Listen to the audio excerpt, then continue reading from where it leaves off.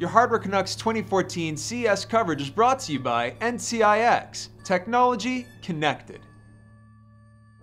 Now we're here with Creative. You guys know they're very popular for their Creative Blaster sound cards. They do have a bunch of audio headsets, but you guys know that we're getting into audio. We're starting to learn more about what good audio stands for, what it really means.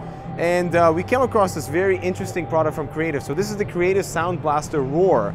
What's interesting about this, it's designed for your living room. So it's your living room audiophile sort of Bluetooth speaker that can be turned into a wired speaker as well. But first of all, let's take a look at the construction. It's very compact.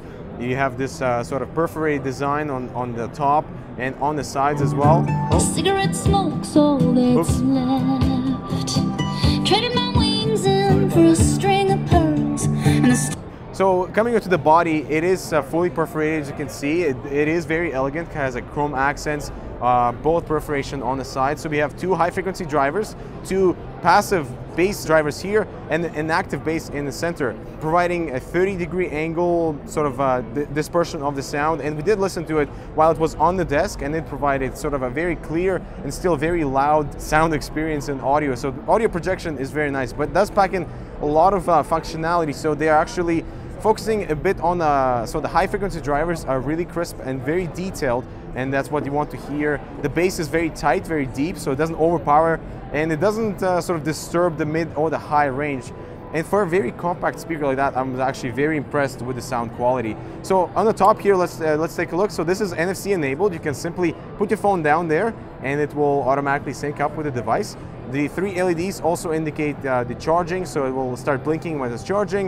It will indicate the battery, and it also would indicate if you're pairing up or not. We can disable Bluetooth or yeah, so this is a Bluetooth connection. We can adjust the volume. And there's also this roar mode. I'm not sure if you can see that, but the roar mode basically amplifies the sound by 3 dB, creating a more loud experience. So if this is in a large room and you need the extra power from this little Soundblaster Roar speaker, that's the possibility. And we also have an on and off button. Now coming on to the back, there's a lot of features on the back. So why don't we look at the entire, so we have well, the logo, we have the 15, is this 15? Yeah, so 15 watt for charging, auxiliary in, so you can connect this to your iPhone, for example.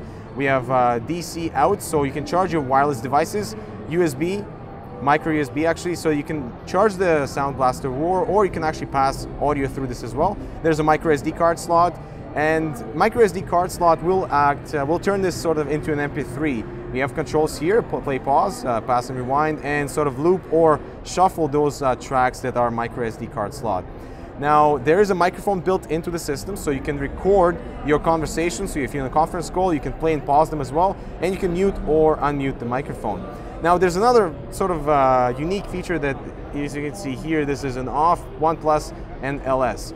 This will take your audio and MP3 from your SD card, and for example, it will play sort of, they gave us an example with bedtime stories. So you can choose different types of bedtime stories. You can record your own, and this is for, let's say, your kid's going to sleep, and it will automatically sort of roll off the volume as your kid goes to sleep.